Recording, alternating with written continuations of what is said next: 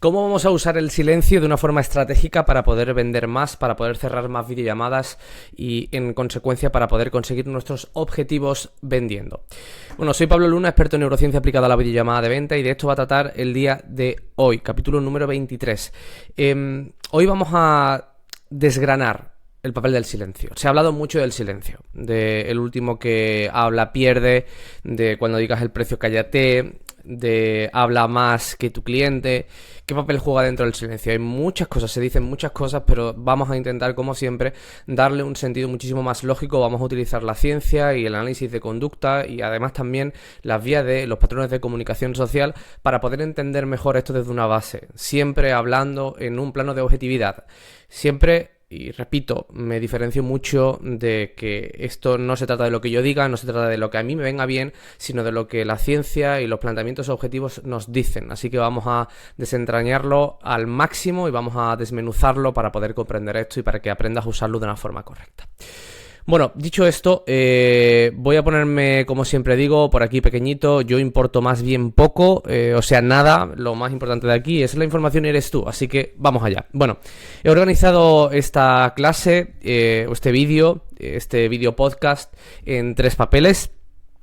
El papel del silencio en nuestro día a día, la aplicación del silencio y el silencio como elemento enfatizador, potenciador, herramienta de reflexión, herramienta de identificación y herramienta de control, ¿ok? Ya te digo, es una clase, como siempre hago, muy práctica, muy teórica y siempre vamos a intentar explicar los porqués de absolutamente todo. Bueno, el silencio es algo, a priori, que vamos a empezar por el punto 1. El silencio en nuestro día a día es una herramienta muy utilizada tanto positiva como negativamente. Es decir, el silencio es maravilloso en algunos momentos y el silencio es absolutamente abrumador en otros. Todo depende del contexto, de la persona con la que en este caso se está ejerciendo este silencio y el papel que juegue dentro de ese tipo de circunstancias. El silencio al final es algo en el que cuando estamos incómodos con una persona es bastante desagradable, y cuando estamos muy cómodos incluso hay veces que es necesario poder entenderlo, ¿no? Vamos a intentar entender por qué en algunas circunstancias sí es positivo el silencio, sí nos agrada, y por qué en otras circunstancias nos repele y además nos abruma. Bueno, vamos a poner 2 tipos de circunstancias para que podamos recrear este tipo de situaciones lo mejor posible. Estás tú ¿qué te digo yo? Por ejemplo, en el ascensor, vives en un bloque de piso y te cruzas con tu vecino que hace 3, 4, 5 años que no ves. Tampoco es que tengas relación con él, ni muchísimo menos, pero bueno, os veis de vista cada 2 o 3 años y es un simple hey, hola, buenas, ¿qué tal?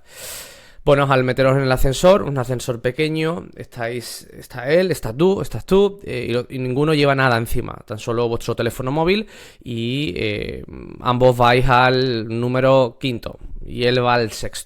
Bueno, desde que os montáis en el ascensor hasta que vais a la planta, en este caso que tenéis predestinada, ocurren varias cosas. Bien, si ninguno de los dos quiere romper lo que nosotros lo llamamos de la rotura del silencio, ninguno de los dos quiere hablar porque no nos interesamos ninguno al otro, vamos a romper ese silencio de otra forma. Hay roturas, en este caso a nivel verbal. Yo puedo romper y decirte hola, ¿qué tal? Y puedo romperlo también a nivel no verbal.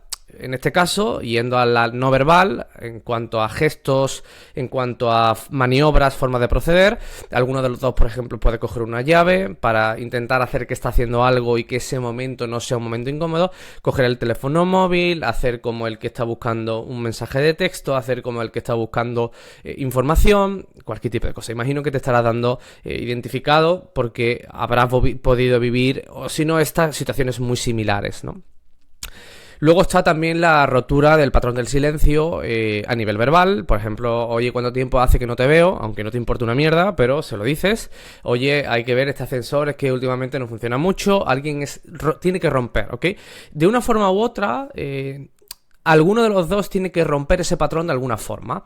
Porque la clave del silencio es entender que, imagínate que ambos os quedáis mirando uno al otro fijamente, callados sin decir absolutamente nada. ¿Verdad que ni te lo planteas? Bueno, vamos a intentar entender por qué pasa esto. El silencio es una herramienta que solo va a ser positiva cuando hay vínculos afectivos. Es decir, fíjate que el silencio muchas veces, o en la mayoría de circunstancias en las cuales no hay un patrón identificativo, molesta mucho. Cuando te montas en coche con alguien que no conoces, cuando te montas en ascensor con alguien que no conoces, es decir, cuando no hay un vínculo de afecto, cuando no os conocéis, voy a intentar explicar de una forma sencilla, cuando no os conocéis, da reparo, ¿no? Porque alguno de los dos siente como que tiene que iniciar algún tipo de conversación, o que ese silencio o esas dos personas en ese ambiente va a generar algún momento incómodo, ¿no? Sin embargo, a la vez que pasa eso, que estamos examinando cuando no hay patrones, no hay vínculos afectivos, cómo el silencio es una herramienta que incomoda y que es, la verdad que tiene un punto bastante importante de disuador, de intentar romperlo para que esa situación amarga, incómoda no se reproduzca. En el polo opuesto tenemos otra cosa totalmente diferente, y es cómo el silencio sí que potencia la relación, sí que es agradable. ¿Cuándo el silencio es agradable? Por ejemplo, el otro día fui a cenar y vi una pareja de dos personas mayores, 70, 75 años, estaban comiendo, estaban cenando, ambos estaban mirando y disfrutando de la comida y ninguno de los dos abrió la boca. En momentos, por ejemplo, si vas a un concierto de música clásica, por decirte absolutamente algo, o por ejemplo, cuando estás con tu pareja o con tu amigo, estáis en la naturaleza y le dices, cállate, vamos a disfrutar de esto en silencio, ¿no? Cuando el silencio realmente es una herramienta potenciadora de placer, cuando realmente gusta, cuando realmente es agradable. Bien, cuando hay un vínculo afectivo, cuando hay mucha confianza con la otra persona, cuando queremos potenciar otros sentidos. Por ejemplo, si nosotros estamos omitiendo en este caso, lo verbal, lo que decimos, estamos potenciando lo que sentimos, estamos potenciando lo que oímos. En diferentes tipos de circunstancias, el silencio es negativo, positivo, es amenazante, disruptor, incómodo, y en otras sensaciones, en otras circunstancias, es agradabilísimo, es potenciador, es positivo, es agradable, toda una serie de atributos positivos.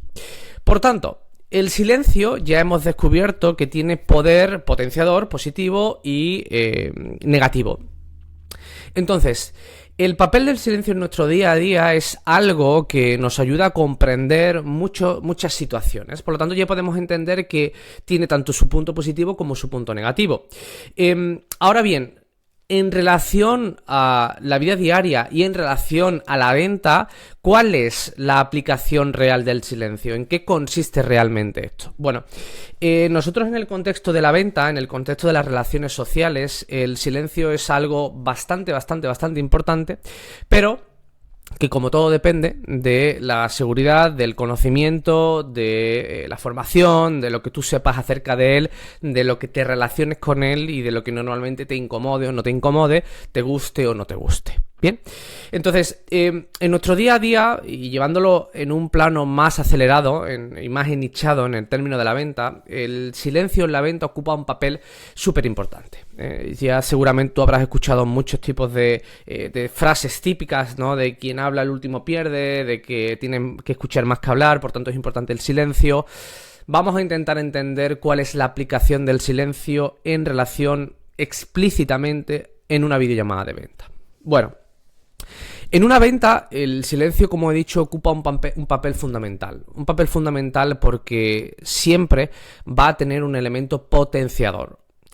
Y cuando digo esto, que el silencio siempre va a tener un elemento potenciador, es 100% de las ocasiones, ¿ok?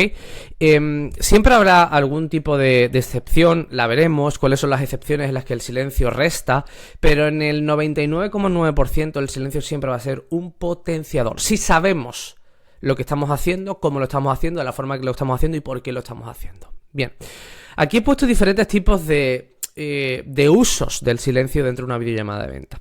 Como enfatizador, como potenciador, como herramienta de reflexión, como herramienta de identificación y como herramienta de control. Bueno, el silencio, si nosotros estamos en un contexto de una videollamada, a nivel comunicativo, sí que tiene un gran punto potenciador.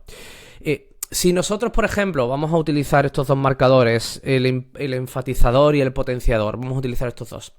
Si yo, por ejemplo, le estoy diciendo algo a mi prospecto que yo quiero que mi prospecto valore, no es lo mismo decirle, porque Juan, a ti esto te va a cambiar la vida, tanto a ti como a tus hijos, porque os va a venir genial y vais a estar muy bien con tu mujer maravillosamente, que decirle, porque Juan, esto, tanto a ti como a tus hijos, yo estoy seguro 100% de que os va a cambiar la vida. No me cabe duda. ¿Qué estoy haciendo? ¿Cómo estoy utilizando el silencio? Estoy utilizando el silencio como herramienta enfatizadora o potenciadora. ¿Por qué? Porque estoy realzando, estoy dejando a mi cliente a que mi cliente repose lo que le acabo de decir para enfatizar o que tenga un nivel potenciador dentro de la comunicación que yo estoy ejerciendo con mi cliente. Eso vale tanto como para cuestiones que he dicho, como por ejemplo, si yo estoy en un proceso en el que le estoy explicando a mi cliente, a mi prospecto, lo válido que a lo mejor, pues que él me ha dicho que, no lo sé, que valora mucho que haya una dieta flexible. Por ejemplo, ¿no? Por ponerme en el caso de los entrenadores, que sé que sois muchísimos entrenadores que me veis. Poniendo en el caso de una dieta flexible. Bueno, ¿cómo podemos utilizar esta herramienta como enfatizadora, como potenciadora? Pues no es lo mismo decirle, oye Juan, este tipo de dietas, como tú me has dicho, es una dieta flexible porque nosotros abogamos porque lo puedas mantener a largo plazo y que puedas estar comiendo lo que te dé la gana cuando te dé la gana. Lo podemos decir así. Pero también lo podemos utilizar usando la herramienta del silencio cómo, por qué y de la forma que nosotros queremos. Es decir, como enfatizador de esa característica que yo sé que mi cliente va a valorar. Porque para mi cliente ya me ha dicho que para él es importante. Por tanto, si para mi cliente es importante, para mí también. Entonces, en este tipo de cuestiones, si yo quiero decirle a mi cliente que una dieta es flexible, Juan, una cosa que quiero dejarte muy clara es que aquí, como tú me has dicho antes, me has dicho, Pablo, mira, yo el tema de las dietas, yo para mí ya vengo a hacer dietas de todo tipo. Y lo que siempre me pasa es que al final lo acabo dejando porque me ponen así, cuadriculado, y no puedo seguirla porque yo tengo mi trabajo, tengo mis cosas y no me da tiempo. Aquí no abogamos por eso, aquí abogamos sobre todo por una dieta flexible. Es importante que entiendas esto, Juan, dieta flexible. Y me pongo así porque quiero que entiendas el papel de una dieta flexible dentro de tu vida. Uso el silencio para enfatizar aquellas cuestiones que yo sé que para mi cliente van a ser importantes porque mi cliente ya me lo ha dicho.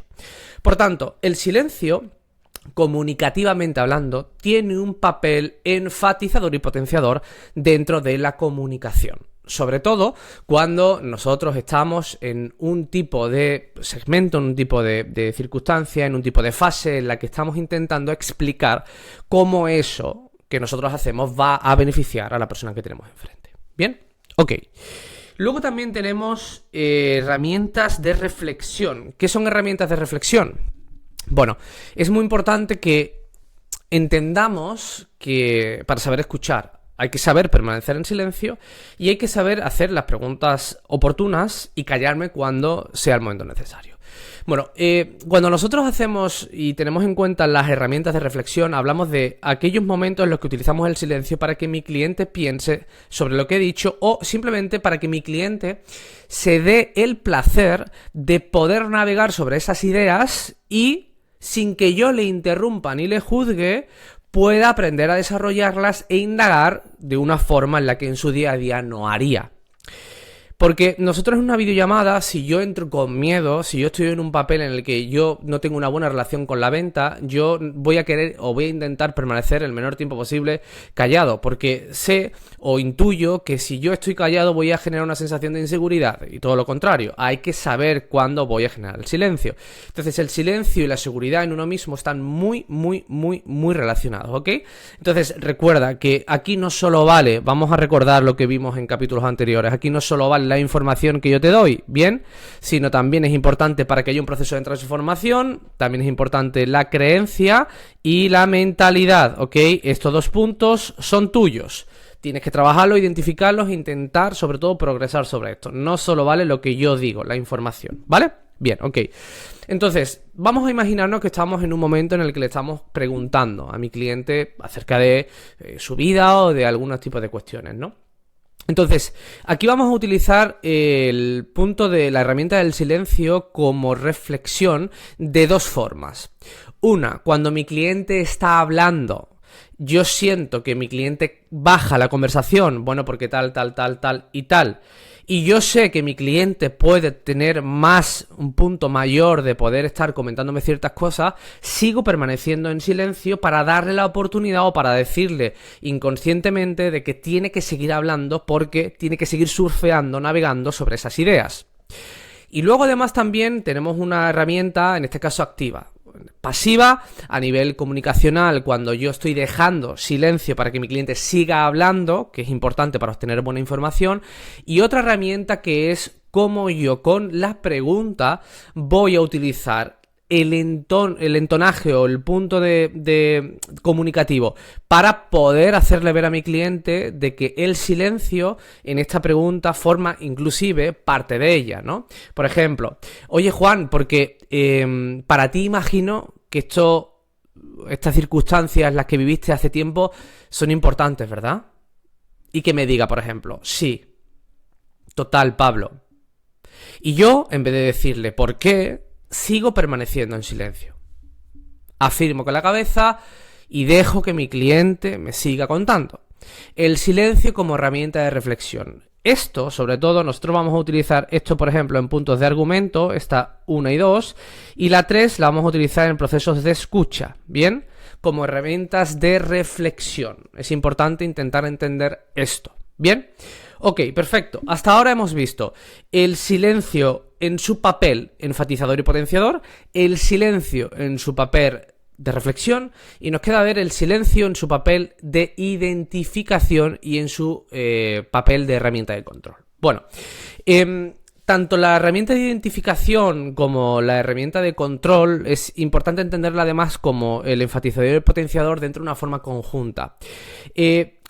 Todas las herramientas que nosotros vamos a poder utilizar en una videollamada siempre tienen que empezar a generar dos puntos, que son la confianza en mi cliente y la certeza de que eso que quiere yo lo estoy ofreciendo. Bien, ambas son importantes entenderlas a nivel comunicativo y sobre todo también a nivel de conducta, psicología social y con herramientas de neurociencia para poder comprender mejor qué es lo que estoy haciendo y qué es lo que estoy transmitiendo a mi cliente. Bien, la herramienta de control, y ahora la uno después con la herramienta de identificación, la herramienta de control es importante entender que si yo estoy en una fase en la que yo quiero que mi cliente me cuente, yo tengo que saber utilizar el silencio como herramienta de control. Por ejemplo, si yo estoy en un apartado de dudas y yo lo que quiero es que mi cliente en ese momento se tome el tiempo de poder navegar sobre esas dudas sin prisas, no es lo mismo decirle, oye, ¿tienes más dudas? Y me diga, no. Y yo, vale, perfecto, pues nada, pues venga, hasta luego, muy buenas. A decirle a mi cliente, oye, lo normal es que tengas dudas de todo lo que te he explicado. Yo no tengo ningún tipo de prisa, pero es importante, importantísimo, que ahora te tomes mínimo 2 minutos para poder reflexionar sobre todo lo que te he dicho, incluso en silencio. No es necesario ni que yo esté hablando, yo de hecho me puedo quitar la cámara, lo que tú quieras, pero es necesario que, aunque haya un 0,0001% de mínima cuestión que necesitas resolver, ahora es el momento, ¿de acuerdo? Venga, Juan, perfecto, pues coméntame, tienes estos 2 minutitos. Y me callo. Y si mi cliente me dice, no tengo nada, me callo. Tienes esos 2 minutos porque has aprendido a generar con tu comunicación control y has aprendido a que el silencio sea una herramienta de control de la conversación. Porque tú no te vas a ir de ahí sin que tu cliente te manifieste ese 0,000001. Porque normalmente tú sales de ese tipo de situaciones lo más rápido posible porque sientes que si generas silencio de una forma en la que tú no sabes por qué lo estás generando, generas muchísima inseguridad en tu cliente y que vas a tener la sensación de que tu cliente te va a creer menos o te va a comprar menos por ese tipo de cosas. Además también es importante que el silencio lo entendamos también como una herramienta de identificación, ¿no? Por ejemplo, si yo quiero generar patrones que se llaman patrones de identificación o patrones identificativos, yo quiero que mi cliente se asocie conmigo o con otro cliente. Por ejemplo, cuando yo le digo, oye Juan, porque esto que me estás comentando tú es exactamente lo mismo lo que me pasó a mí. Lo mismo. 1, 2, 3 y sigo hablando. Cuando sobre todo quiero utilizar el silencio para que Juan pueda entender cómo va a relacionar su idea con mi idea, cómo va a relacionar o cómo se va a sentir identificado con lo que él le pasa, porque para eso necesita tiempo para pensar, como con lo que a mí me pasa. ¿Bien? Entonces, en una fase, por ejemplo, de objeciones, es súper importante, o en una fase en la que nosotros estamos identificando el dolor, utilizar estos papeles de identificación, ¿no? De cómo yo puedo identificar el silencio con una idea para que mi cliente pueda llegar a pensar, ¿no? Siempre alrededor de todo esto es importante que nosotros entendamos, como punto número 4, que no lo he apuntado porque no quería distraerte con este tipo de cuestiones, pero sobre todo quiero que lo entiendas, cómo el silencio nosotros lo vamos a utilizar, por ejemplo, o qué sentido tiene cuando yo digo el precio y me callo, ¿no? Hay muchas cosas o muchas ocasiones en las que siempre se dice, como he dicho ya en 2 o 3 veces en este capítulo, el último que hable gana, ¿no? Vamos a utilizar aquí el silencio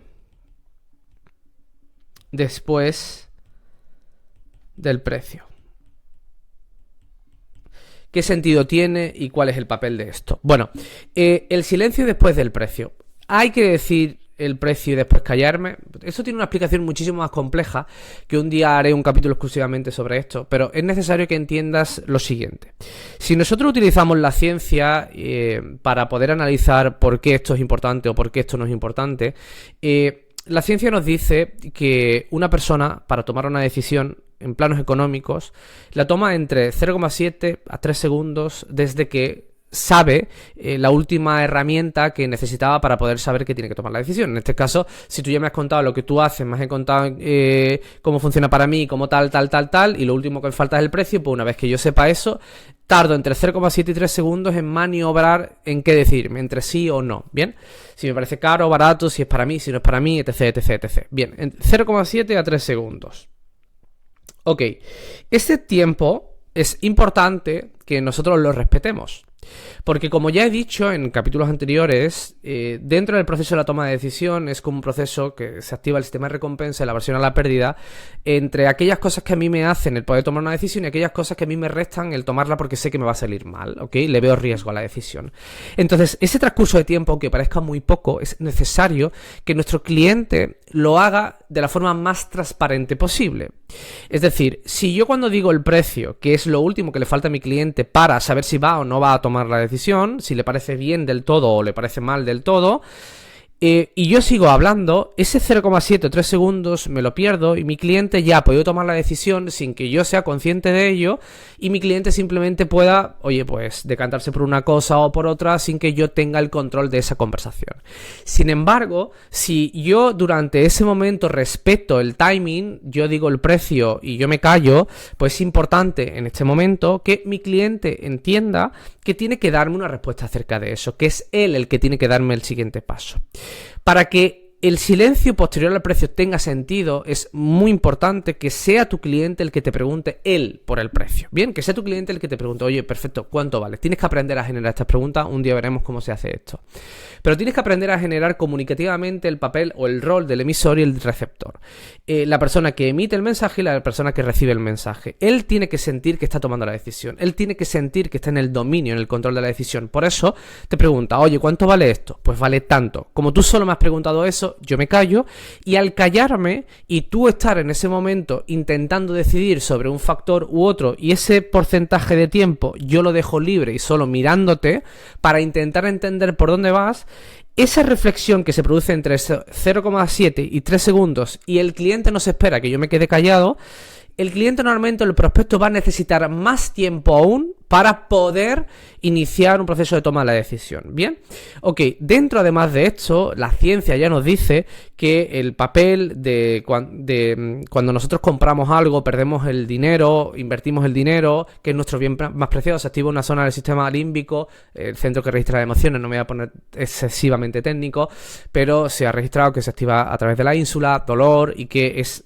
para nosotros una sensación de pérdida. Bien, entonces de ahí nacen lo que nosotros llamamos las conclusiones primarias. ¿Qué son las conclusiones primarias? Aquellas preguntas que mi cliente hace después que sepa el precio y además en un momento en el que todavía está decidiendo y que yo le he generado un silencio. Por lo tanto, te vas a encontrar cosas como ¿y cómo se paga? ¿Cuándo empezaría? Son cuestiones que no tienen tanta importancia. O oye, de la nutrición, ¿cómo era esto? No tienen tanta importancia, pero que a mi cliente le valen para ganar tiempo, para entender en qué punto se posiciona. Y ese plano de la comunicación es importante que yo lo entienda comunicativa y social hablando para poder yo tener una visión 360, mirarlo desde arriba para poder ir entendiendo qué es exactamente lo que está pasando, ¿ok? Que mi cliente sienta que él está manejando la situación, pero que yo finalmente sea el que tiene los mandos o el control de esa plena conversación. Por tanto, el papel del silencio es vital, ¿ok? Es vital dentro de un proceso de venta, dentro de un proceso de videollamada de venta, en nuestras relaciones, en absolutamente todo. Ya hemos visto que tiene un papel positivo y un papel negativo, depende de cómo se mire, depende con quién se comparta ese silencio, porque para nosotros de forma interna en un día en nuestra casa necesitamos silencio para poder entendernos, pero también si estamos mal con nosotros mismos, ese silencio es abrumador y ni siquiera nos queremos escuchar, ¿ok? Por tanto, el silencio no es que sea ni bueno ni malo, sino depende de quién lo gestione, de quién lo utilice y de lo bien que esté esa persona en ese momento o con quién lo comparta, ¿de acuerdo? Así que espero que sepas hoy un poquito más acerca del silencio y que les des pleno uso y pleno rendimiento, que disfrutes, que aprendas muchísimo y que sobre todo aprendas a disfrutar dentro de un proceso de videollamada. Bueno, nos despedimos hasta el próximo capítulo. Espero que te estén gustando todas estas series. Ya lo sabes, suscríbete y dale like si te ha gustado este vídeo. Nos vemos en el siguiente.